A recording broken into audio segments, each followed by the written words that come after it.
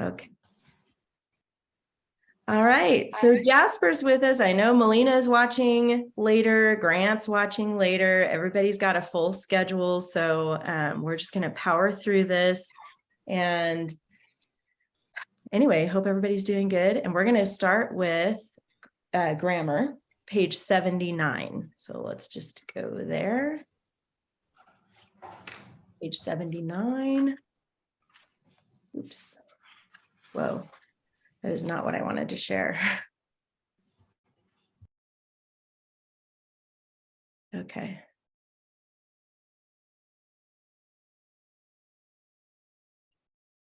'79. And this one is interesting. This lesson for week 14 is what we're on, because we're going to talk about some invisible things. So just when you thought you knew or you understood the visible things, now we're going to talk about invisible things in grammar. So at the top, we're talking about usage errors. That's another thing. This is going to change from here on in this grammar book. It says you will no longer need to label verb types or noun and pronoun functions. So we can do a little party dance for that. And then it says, however, from now on, you must identify and fix common usage errors. These errors will include homophones, subject-verb agreement, verb tense, and pronouns. So probably the hardest one out of that list of things is subject-verb agreement.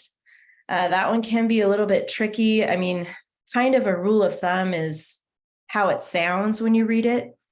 But sometimes it's hard to rely on that if you're not too familiar with some of them. So it says place a line through the incorrect word and then write the correct word above it. So here's your example sentences. Frederick loved horses. 1 year, his father had given his brother and him beautiful stallions. Prince Frederick spent many hours cleaning and brushing their horses so they could ride through the countryside. So that they could ride through the countryside. So we've got 3 errors that they fixed. Originally, it was he, so it would have said 1 year his father had given his brother and he beautiful stallions. Obviously, that sounds weird. But one way to check a situation like that is to take out the other part of that sentence and try it. Like 1 year his father had given him beautiful stallions. So that makes more sense saying him instead of he there. And then Prince Frederick spent, because we're already talking past tense, so we want to keep it past. And then obviously the homophone there was incorrect, so fixing that. So yeah, you don't have to worry about labeling those parts of speech anymore. You can just look for mistakes. And then there's the invisible prepositions. A prepositional phrase, you already know this, begins with a preposition and ends with a noun or a pronoun, which is called the object of the preposition. When a prepositional phrase begins a sentence, label it as number 2 sentence opener. So number 1 was the subject opener. Now we're moving into number 2.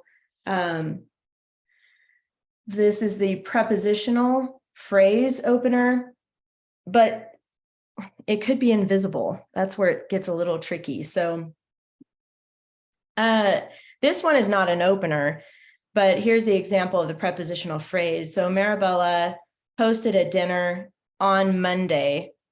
And then here's another example. We take out on because you don't need on, and that is the preposition on. So the phrase would be on Monday, but the sentence doesn't need on. So here's another example. She celebrated her birthday on the 1st of April. This is the phrase on the 1st of April, but you don't need on. So it explains it right here. The preposition on can be dropped when the prepositional phrase refers to time. So here we've got a day and a month, or it could be literally a time. In the sentence, Marabella hosted a dinner Monday, the preposition on is implied, not written. So Monday is the subject of the unwritten or invisible preposition. Here, a couple other examples. Marabella hosted a dinner last Monday. So last is not a preposition, but you have to recognize that you could put on right there. So that is a prepositional phrase, even though the preposition isn't there. So that's where it gets a little tricky. You're going to have to try putting it in there, see if that would work, and that will help you label it as a prepositional phrase. Marabella will host a book club next week. Prepositions of time are always dropped before the adjective last, next, this, that, some, every. The phrase ends with a noun. The words between the unwritten or invisible preposition and the noun are adjectives, never verbs. So if you can just remember time, that's really the only time it's invisible. Okay, so watch for that. And then the openers, sometimes they're invisible. That's a little harder. So an invisible number 2 prepositional opener is formed when a word or phrase indicating time is followed by a main clause. The preposition on or during is implied. So the sentence starts here: that afternoon, Dorinda went shopping. It's implied that during that afternoon. So that's why it's still labeled as a prepositional phrase opener, even though the word during isn't there. You might think it's a that clause, but actually it's a prepositional phrase. So it says it's implied. You can confirm that this is a prepositional opener by inserting a preposition and making sure the phrase follows the pattern preposition plus noun and no verb. Okay, and then underline the invisible prepositional phrase and write on or during where the preposition could be inserted. For example, here, last Friday, she bought a diamond tiara. So we could put on last Friday, and that would be a prepositional phrase opener. So it's a little confusing, but you got it okay, Jasper, so far? Any questions? Okay. Okay, actually, I want you to flip really quick to page 84. Because I just wanted to show you in your homework what it's going to look like on page 84.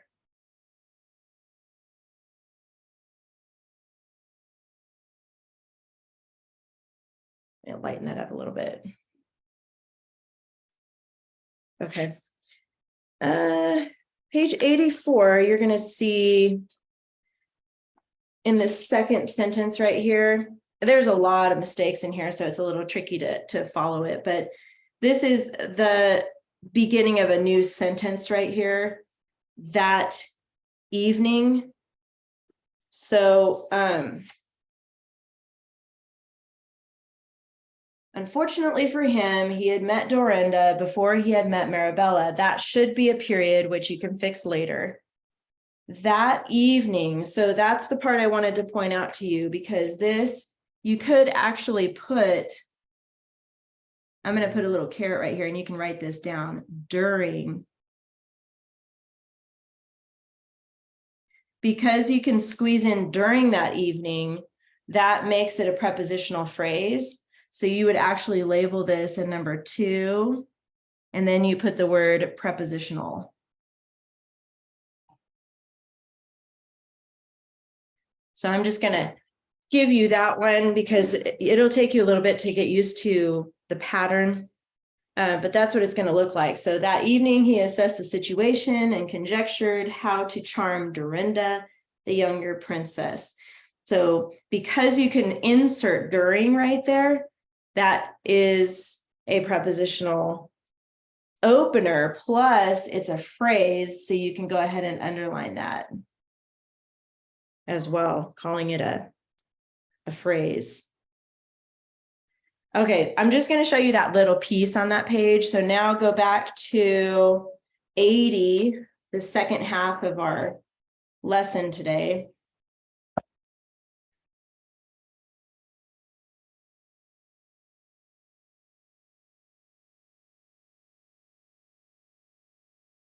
All right, on page 80, they're also talking about the invisible that clause.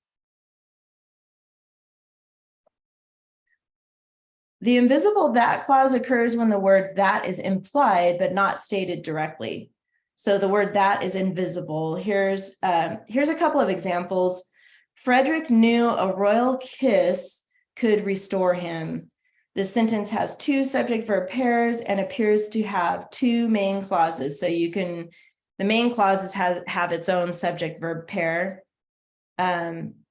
Frederick knew, and then a royal kiss could restore him. But here, if you insert a period, the sentences do not make sense. Frederick knew a royal kiss would restore him. So the subject verb pair right here is missing. It's missing something. It says a main clause must express a complete thought. What did Frederick know? These words must be in the same sentence in order for it to make sense. So if we insert that here, Frederick knew that a royal kiss could restore him, the word that is implied, not written in the sentence. So the second clause is a dependent that clause, meaning it can't stand alone without it. You can confirm this by inserting the word that into the sentence. Frederick knew that a royal kiss could restore him. All right, so then that becomes the that clause here without the actual word that. It's invisible. So like I said, if it's not confusing enough already, so here we go.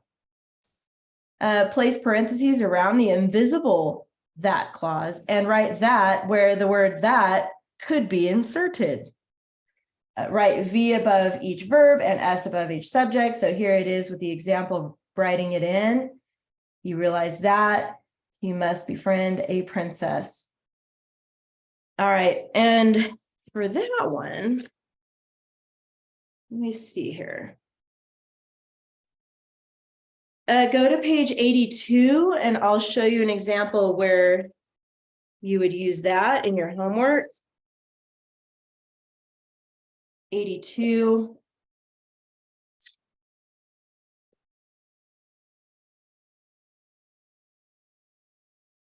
If you ever confess that you are a prince, you will be fated to froghood forever.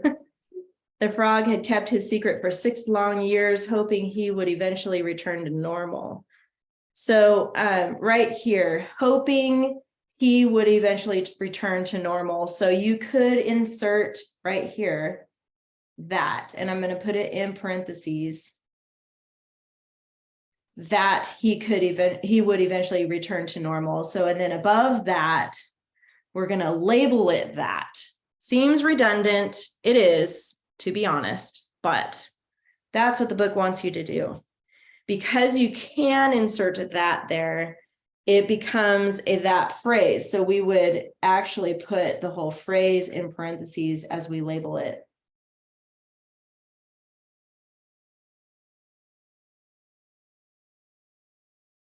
Any questions about that so far? No, you're good? Okay.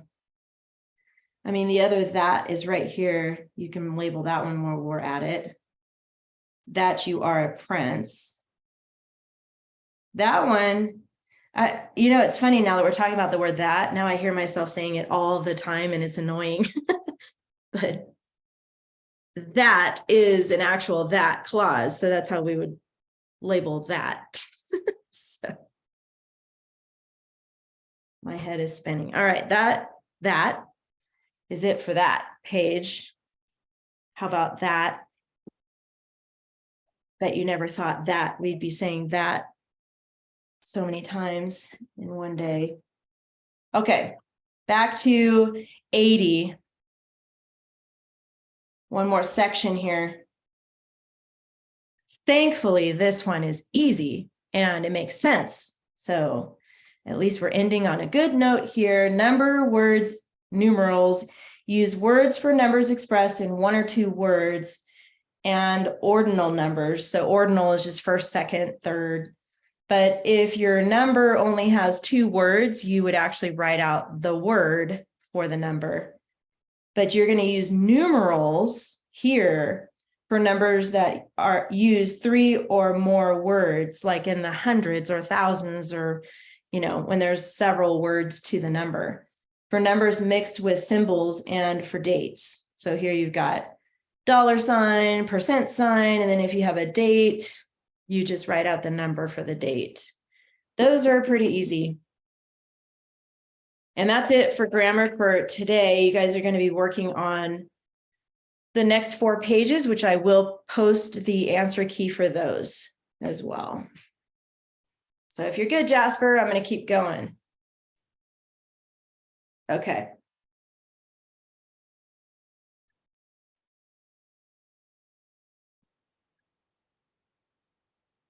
Next, we are going to talk about a few different dress ups and things that we're going to add to our writing. So what I want you to get out first is your stylistic techniques page.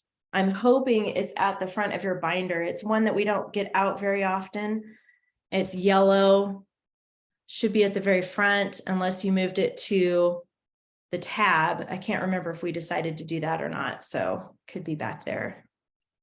Page 21, it's yellow. Page 21. Did you find it, Jasper? Yeah. Oh, good. Okay. Having trouble with my light today for some weird reason.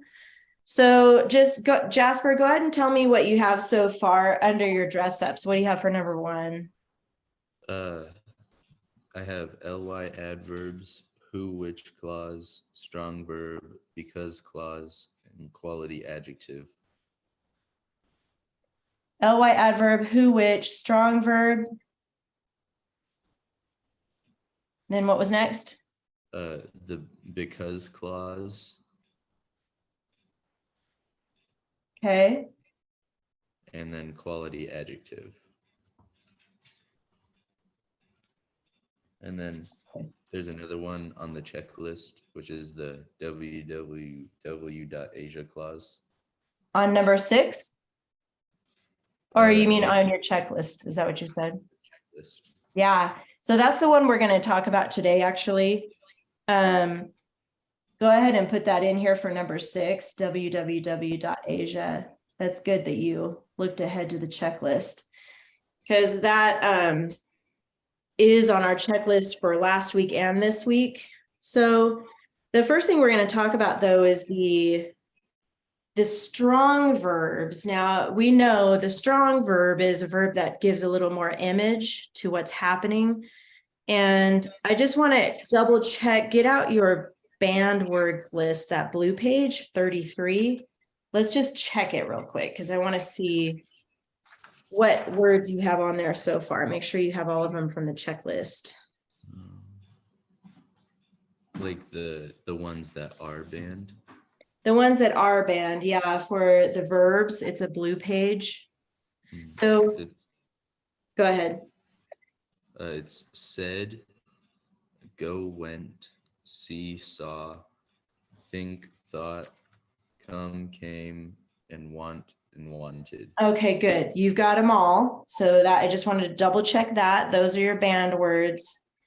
And then the quality adjective, I know we talked about that a little bit last time, number 5 here, but I want you to get out your yellow page that says banned word list adjectives, this one. Yeah. It's yellow. And did we start that one together? I don't think so. Okay, that's the one we need to do then today. So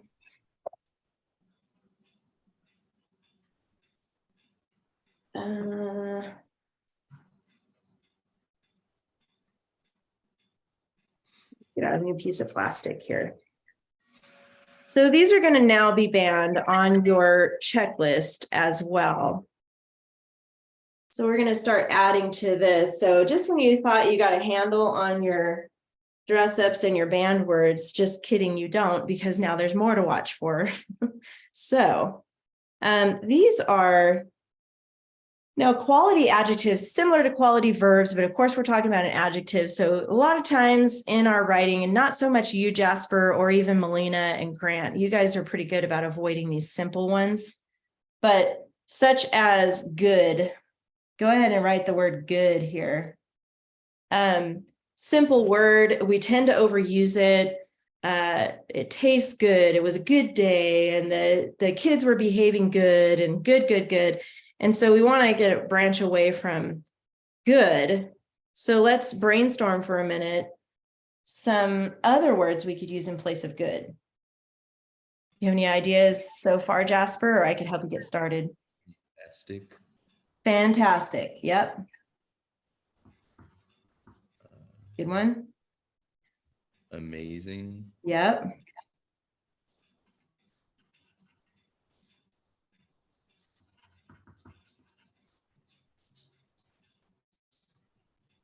Could do magnificent.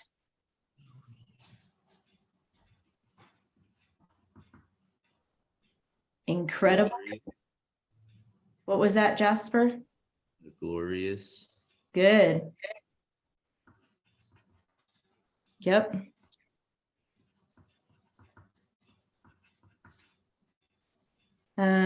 Honorable would be a good one. That would be a good one in your writing your report.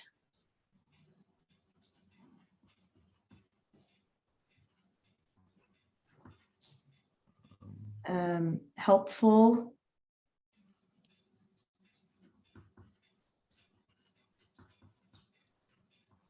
Important.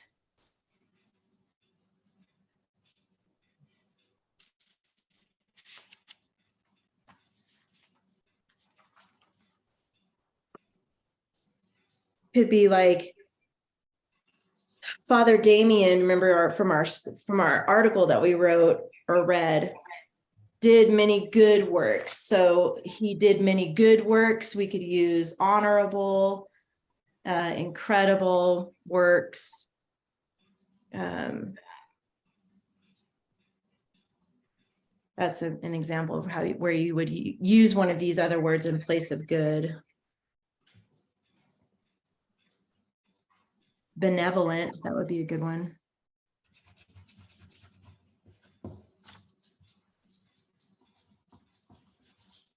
Okay. The other adjective is pretty obvious, but bad.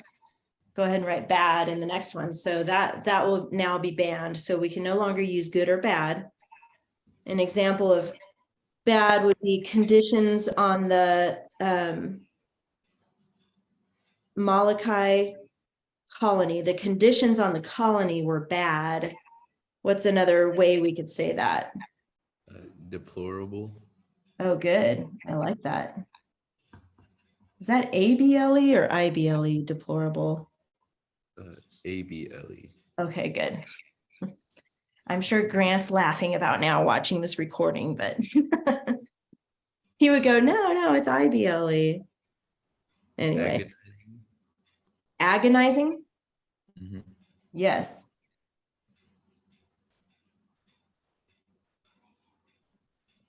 Could be horrifying. Terrible.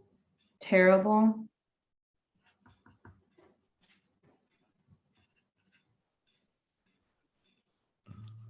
Dreadful.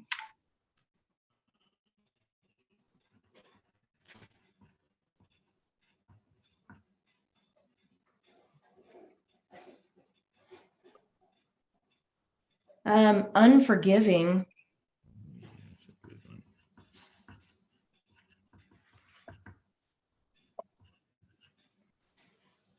Leprosy is a bad disease.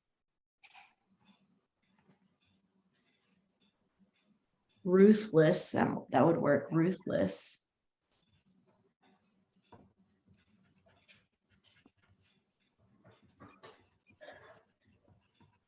Or relentless.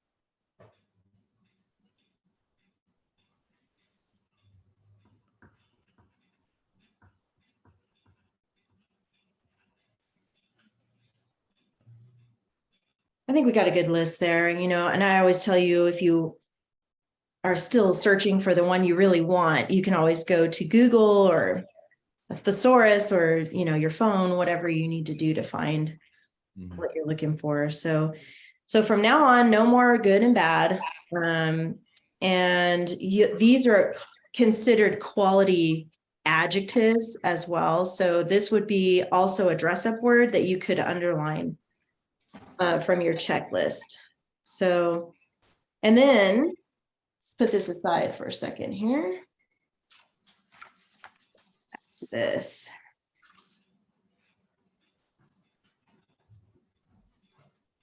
We've got the www.asia. That is the adverb clause. So let's squeeze that in here too. Let's put adverb. And I'm just going to put CL for clause because I don't have enough room there. But that is the same thing as an adverb clause. And it's called a mnemonic device because each of those letters stand for a word. And it's kind of cool because we did already talk about this in the grammar book. So now we're going to start applying it to our writing part of the class. An adverb clause, it modifies a verb. So I do want you to make a list of each one of these words. And I'm thinking there's space above here. That's probably where I would put it. If you want to write it on the back, though, that's okay with me. But I want to remind you on this page what each letter stands for. So we have, and I'm just going to label it up here. Whoops. Let's start with www.asia. And then it's when, while, where, and then as, since, if, and although.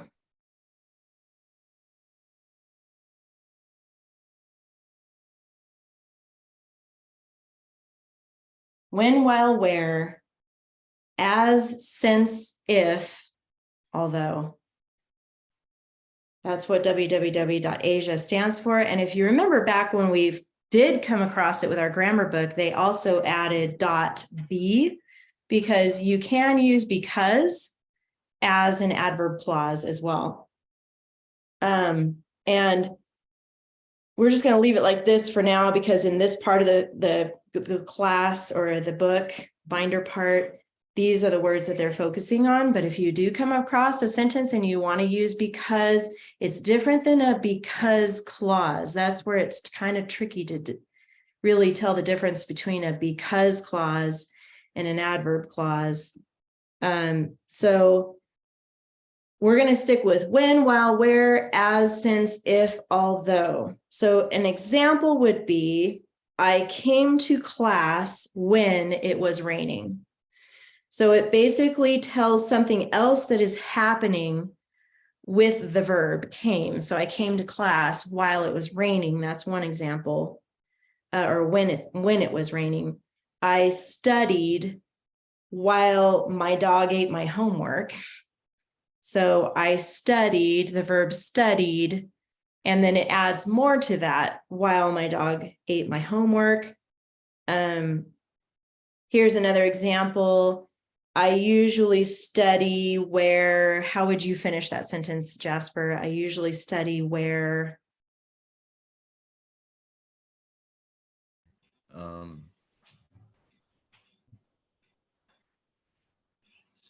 Like where it's, I usually study where it's cold. Cold. It's a good one. Maybe quiet. I usually study where it's quiet. Thinking like going to school. That's fun. It's peaceful. Yeah, that's a good one. Yeah, so you're basically modifying studying or study and giving a little bit more information about it. So when you use these, now it's part of your dress up list in your checklist. So you got to have at least one in each paragraph now. And when you underline it, only underline one of these words. You don't need to underline the whole clause, just one word. Okay. So now you've got 6 to keep track of.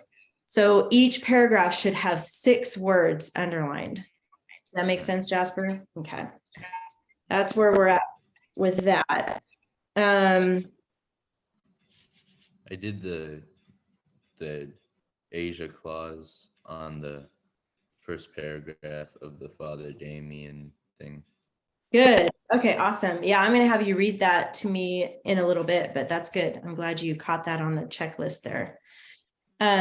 There is another little rule that I wish there was more room on this page, but maybe we can just draw an arrow right here and do it on the back of this page. So there's a little comma rule that I do want you to know about adverbs. So go ahead and just turn that over because we do have plenty of space on the back.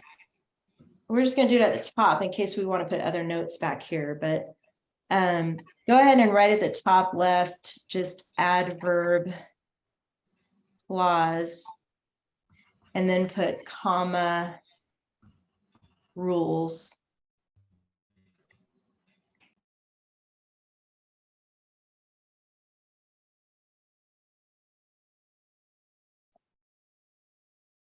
If the adverb clause comes first, so we'll label that AC, adverb clause, you do need a comma before the main clause. So if you start with, while I was studying, my dog ate my homework, that would be an example of starting with an adverb clause. Or when it was raining, I ran to class. So whenever you have a main clause, remember the main clause has to have the subject verb pair. So if the adverb comes before that, then use a comma. But if the main clause comes first and then the adverb clause, no comma. So that would be like the example I said earlier. I came to class when it was raining, so no comma in that sentence. Okay. Any questions about that, Jasper? No. Okay, good. That was it. I just want to make sure you put that on the back. So we're done with that page. And I like you to keep that. Did you keep it in the front, Jasper, or was it behind the dress ups tabs or tab? I sort of keep the pages like that together in the front, but like not in the rings of the binder. Oh, okay, in the pocket. Yeah. And that's fine. It's whatever makes sense to you. That way you know where they're at. But if you're listening to the recording, there is a tab in your binder for dress ups.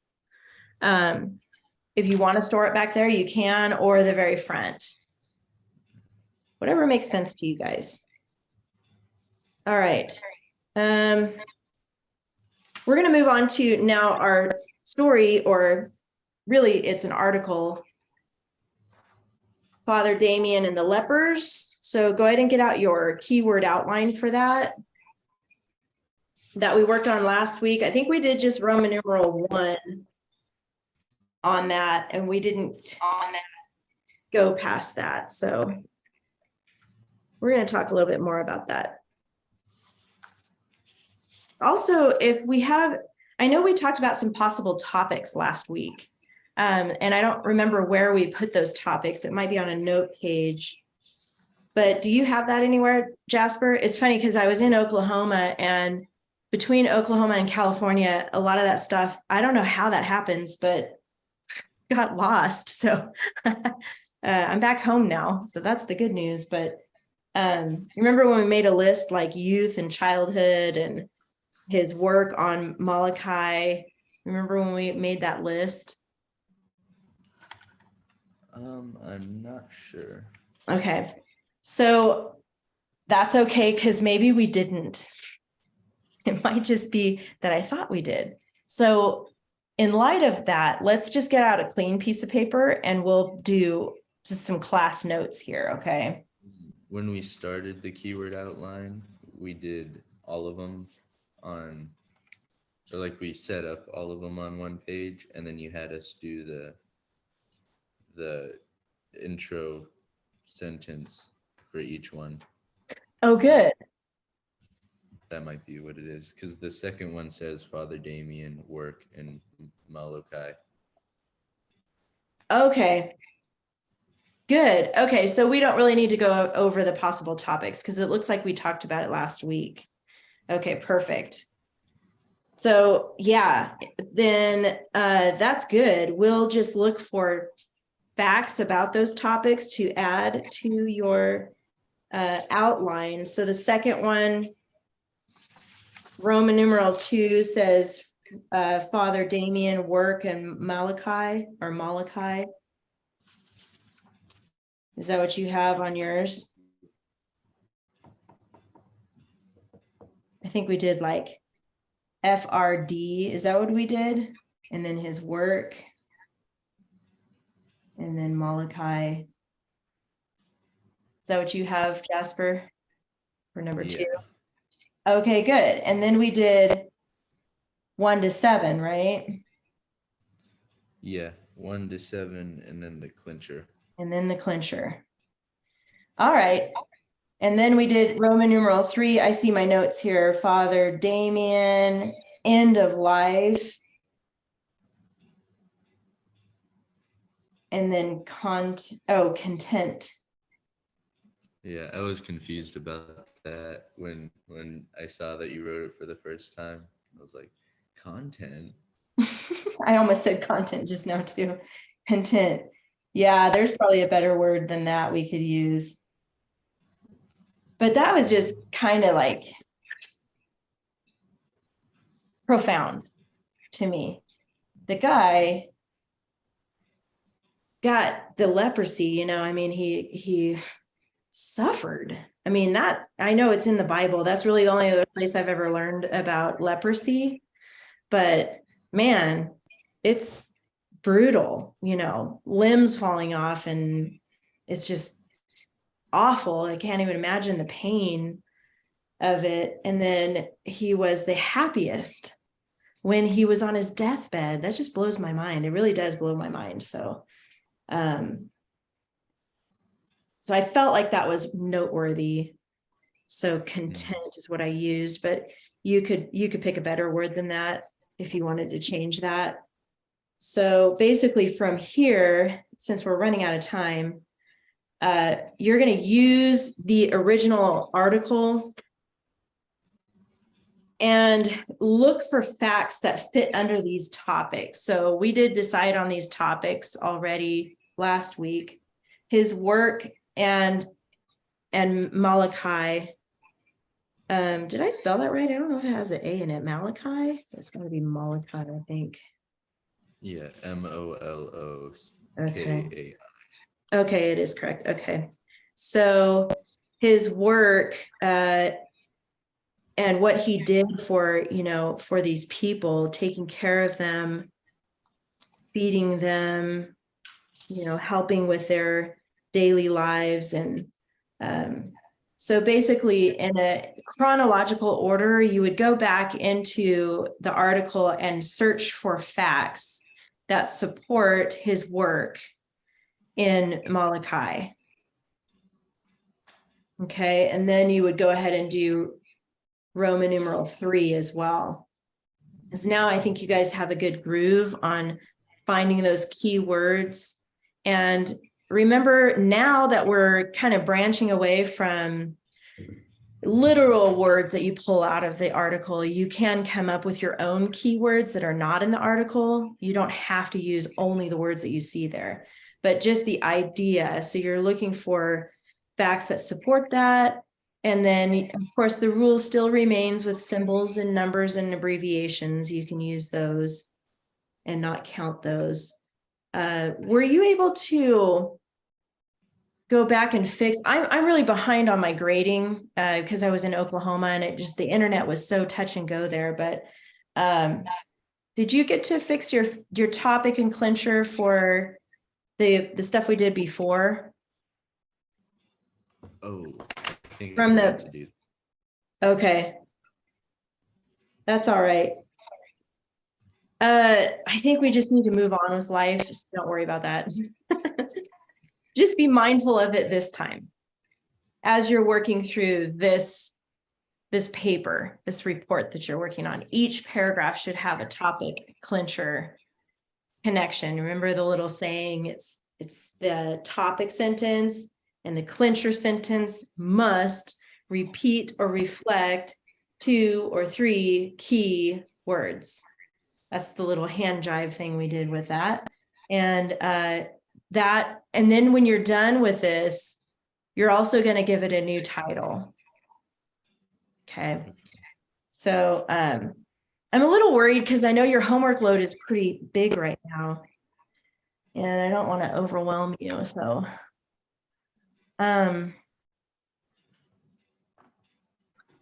what if we just did Roman numeral 2?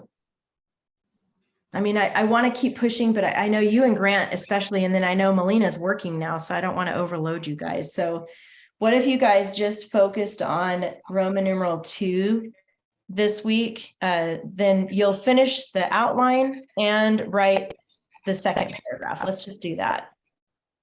And then when we come back next week, we can wrap it up in that last paragraph together. Does that sound like a good plan? Yeah. Okay, good. Just be mindful of the checklist. That is something I do want you to attach from now on with your homework is your actual checklist so I can see your check marks. Okay. That'll help you remember your topic clincher, your all your dress ups. You've got others now. You're going to be underlining 6 of them all together. Watch out for those banned words and all that stuff. Let me make a note so forget that.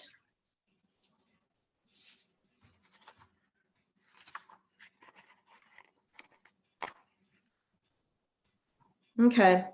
Any questions, Jasper? I don't think so. Okay. Yeah, we're already we're a couple minutes early, so don't worry about last homework about fixing those. Let's just focus on this article, and we'll just go from here. If you think of any questions, you can message me on Google Classroom. Sound good? Mm-hmm. All right. Oh, I was going to have you, maybe since we have a minute, did you already put it away, your paragraph? Oh, no, I have it still. I would like to hear your paragraph. Maybe you could read that. Okay. Hold on. There's a clock. That's all right. Got your grandfather clock. Yeah.